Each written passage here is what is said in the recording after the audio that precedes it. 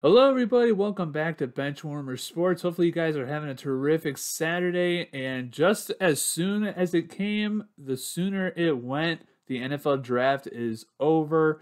Rounds 4 through 7 were today, this afternoon. And a lot of stuff happened, especially for the Cleveland Browns. A lot of our picks came today. A lot of players got taken off the board. There were still a lot of good players that were left on the board as well. Quite surprisingly, in my opinion, you had like Tyler Scott, Carl Brooks, players like that.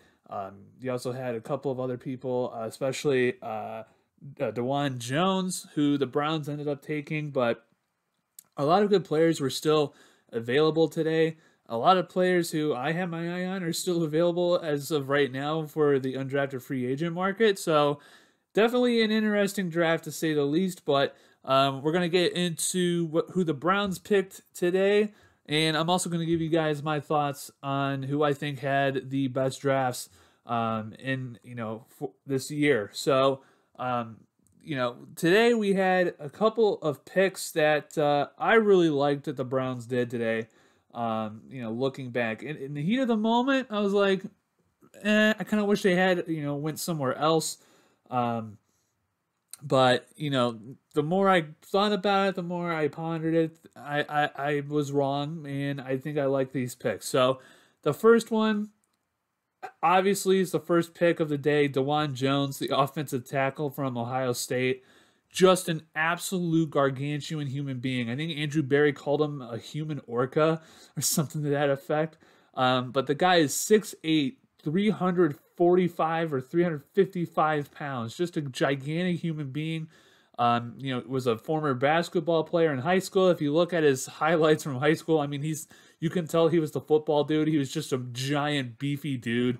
But he's admitted that he likes basketball more than football. But he's an absolute giant human being. I think I saw they actually did a calculation between Siagi Ika and Dewan Jones playing for the Cleveland Browns. Combined, they are about 709 pounds each, which is just an insane amount.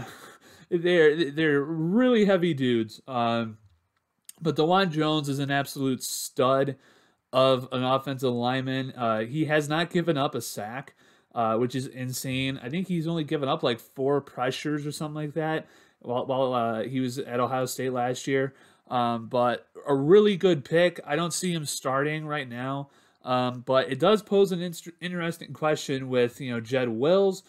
Andrew Berry hasn't been willing to come out and say that he's going to extend Jed Wills in his 5th-year extension. You also have James Hudson, who's been kind of like the new Chris Hubbard for the Cleveland Browns. He's kind of been the do-it-all guy, put him anywhere, but they've been kind of grooming him for that tackle position. So it's definitely going to be interesting to see the competition between Dewan Jones and James Hudson, in my opinion. But then you also had another guy who I kind of really like, was Isaiah McGuire. Now, I didn't really do that much homework about Isaiah McGuire, but from what I could see, from what I could read, he's really good. A lot of people were very high on him, and apparently the Cleveland Browns were really high on him as well. They were even thinking about taking him at pick 74 from some people who I've seen. So they've been able to get him at pick 126. So a really good job with that. I think we definitely needed another edge rusher, somebody to supplement Myles Garrett and Obo Okoronkwo. That position has been a revolving door opposite Myles Garrett. We had Jadeveon Clowney there for the last 2 years. Olivier Vernon there before him. So the Browns are just trying to figure out like a couple of people to, give Myles some help on that defensive line. But then you also had a really surprising pick, in my opinion, where I think, if you guys didn't know, I was thinking about taking a backup quarterback in this draft. But my thing was that I would take him in round 7. I wanted Max Duggan. I thought that he would be an interesting person in this offense. You know, he kind of runs the same offense down in TCU with the spread offense, like what the Browns are going to run with Deshaun Watson. But they end up actually taking a quarterback in round 5, and that's Dorian Thompson-Robinson out of UCLA. A bit undersized, 6'1". I think he measured the combine as 6'2", but he's like 200 pounds. You know, a really good, you know, hybrid quarterback, can run the ball if he needs to. Really good arm. A little bit too high for me, honestly. I thought that, you know, I think there was a couple other people that were there, including, you know, Carl Brooks, who I was kind of high on.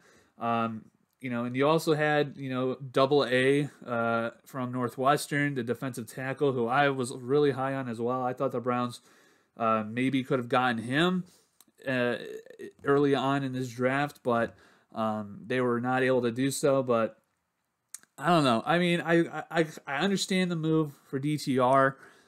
I don't really necessarily like it that close, or at least that high up on the draft board. I thought there's other positions like linebacker, for instance, that needed to be addressed, and I thought quarterback was kind of not settled already, but you know, it wasn't as high up on my list as probably, I guess, Andrew Berry or Kevin Stefanski thought.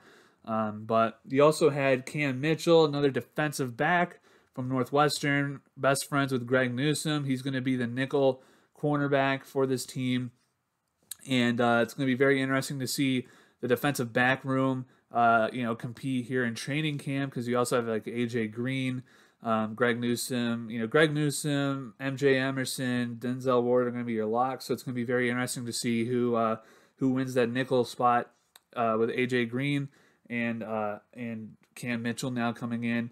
I think we also have a couple other people here in the draft or in the defensive back room that I'm probably forgetting, but definitely a welcomed addition. I wanted a linebacker, but apparently Andrew Berry just loves defensive backs because he was a defensive back. So what do I know, I guess. But then you also get another Buckeye, and that is Luke Weipler from Ohio State.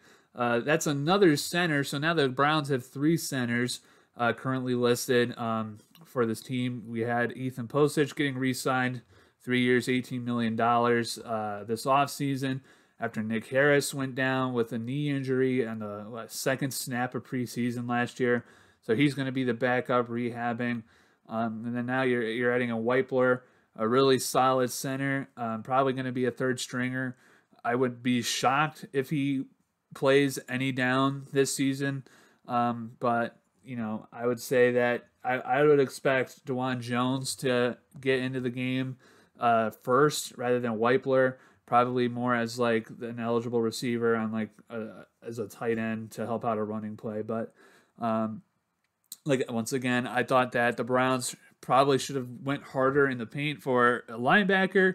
That's one thing that I feel like we have not addressed, enough.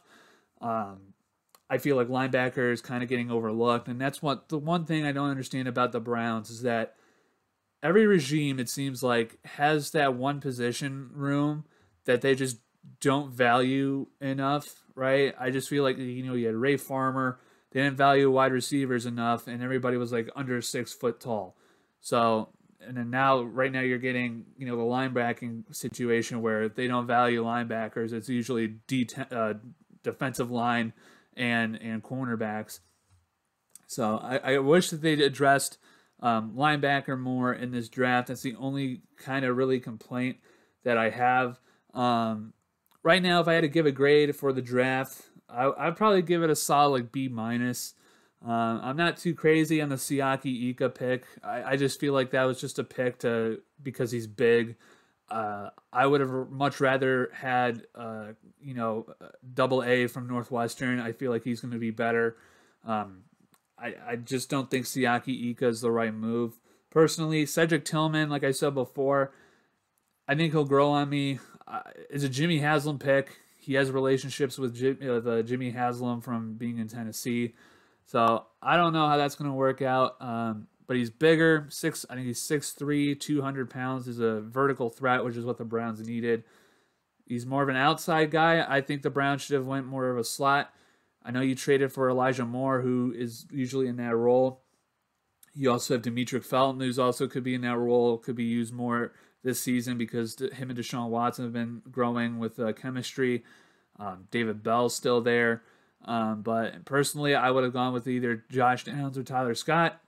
But unfortunately, Tyler Scott went to the Chicago Bears later on today, and Josh Downs went to the Colts yesterday. So I would have gone with either one of those guys, but time will tell. I hope I'm wrong. That's the one thing. I hope I am wrong with these picks. But right now, I'm feeling a solid B-. I think there's some picks I wish that the Browns would have made, that other teams made, but I'm not really too angry with any pick, probably outside of Siaki Ika. I just don't see that one really, and that was probably the one player I didn't want the Browns picking in this draft, and they ended up picking him. But that's going to do it for the Browns segment. But really quick, I'll touch on the teams who I thought had the best NFL draft here this year.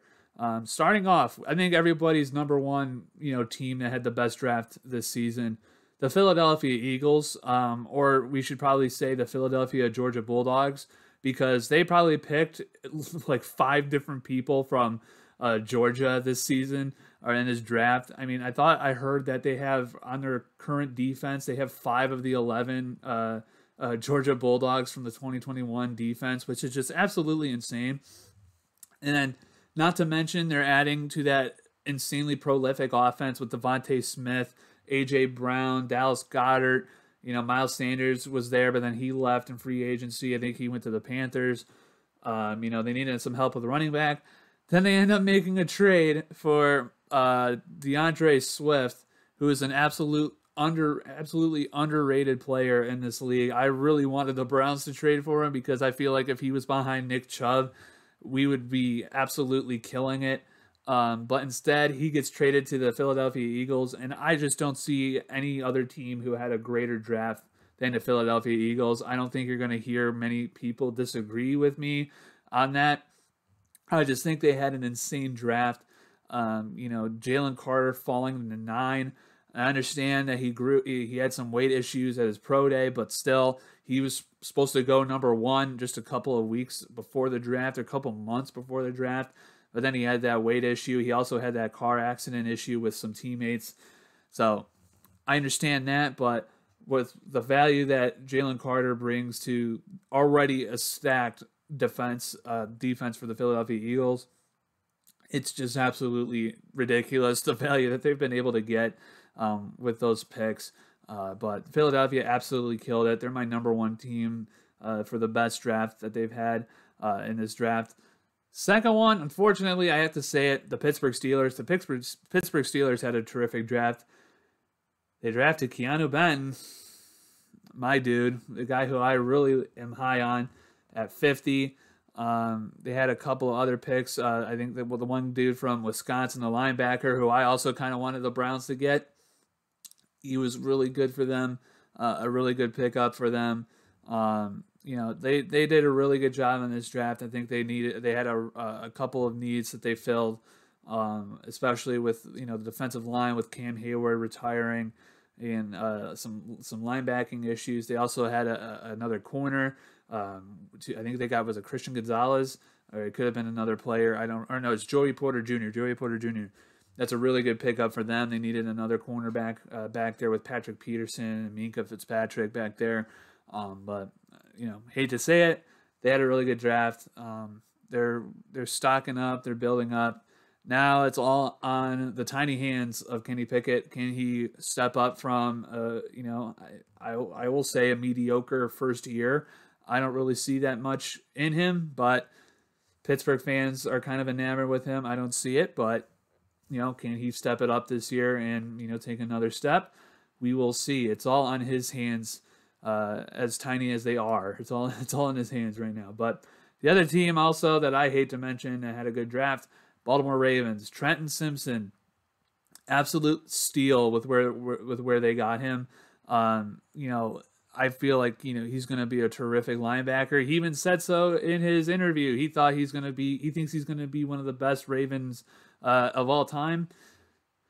The Browns were interested in him, had him in for a visit. It'll be interesting to see how that works out. They also got Lamar Jackson, a weapon here on offense with Zay Flowers going to them in the first round. Going to be very interesting to see that wide receiver room. Not only that, but they also supposedly, I haven't seen anything official, but from Antonio Brown, it looks like he's going to the Baltimore Ravens. So all I'm going to say is that you have Odell Beckham Jr. and Antonio Brown being in the same locker room. Good luck with that, Baltimore, if that is true, if Antonio Brown did actually sign with the Ravens. First of all, I don't know why you would sign Antonio Brown. Like, I get he's talented, but the guy is way too much of a headache for most teams to even handle. So I don't know. I mean, they definitely bolstered their receiving room this year with Odell Beckham, Zay Flowers, potentially Antonio Brown. Rashad Bateman, Devin Duvernay are still there. I'm not really that high on them, but then they also have Mark Andrews, and then their running attack. They could be sneaky good this year. And Lamar Jackson, is coming back on that mega deal. So time will tell. I'm still kind of iffy about the receiving room. I think Zay Flowers is going to be really good for them. But Odell Beckham Jr., he's coming off of 2 major knee injuries. So I don't know. I'm not really that high on him. I don't know how he's going to do. He's also past 30 years old, so we'll see about that. And then, potentially adding Antonio Brown to that mix. I don't know how that's going to work out, but it'll definitely be very interesting to see. And then finally, a really, really good draft, I think, for the Carolina Panthers. I think they've definitely stepped up, with Frank Reich and all of them over in Carolina. Bryce Young going there. Jonathan Mingo, I thought, was a surprise take in the second round because I definitely saw a lot of people saying he would probably go in like the 3rd or 4th round. At one point, I saw that he was, graded as a 7th round value, but instead Carolina took him in the 2nd round, over Jalen Hyatt and a bunch of other, quality prospects, in my opinion. So it's definitely going to be interesting to see there. But yeah, I mean, I think this was the draft that, this is going to set the foundation for their next era. After trading Christian McCaffrey, Baker Mayfield experiment didn't work out last year. You had PJ Walker, who was terrible. Sam Darnold experiment didn't work. They traded him to the San Francisco 49ers. So, I think this was a very solid draft for them. I think that, they definitely needed this to set up the new era down there in Charlotte. I'm rooting for them. And also, this other team that did really great in this draft, in my opinion, was the Houston Texans. They absolutely had a terrific draft. They had C.J. Stroud and Will Anderson in the first round. I mean, when you talk about like potentially great like foundational pieces, those are absolutely insane prospects to get. And especially if they get both of them on your team, they were really, that was really good. Value for them.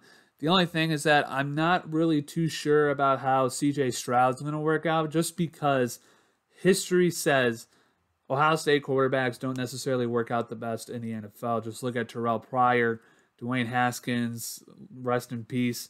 But Ohio State quarterbacks, Braxton Miller, eventually he went to the Texans as a wide receiver.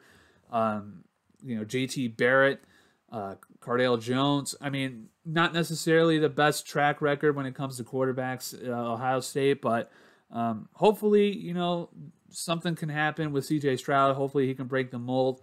It's definitely going to be interesting to see Houston, what they can do with their picks. John Mechie's coming back after his health scare. You got Dameon Pierce, who's a really good running back for them. They addressed some of the stuff in the offensive line. It's definitely going to be very interesting to see how the Houston Texans do this year. I don't expect them to do, have that much success, but I think they're going to be a lot better than what they got out of Davis Mills and all those other guys who were at the quarterback position. But definitely very interesting to see what they're going to do and what all these other teams are going to do. But Anyways, that's going to do it. It's a bit of a longer video, about 20 minutes, so we'll end it there. Thank you guys so much for watching, and if you are new and you like this type of content, hit that subscribe button. We're trying to get to 1,000 subscribers.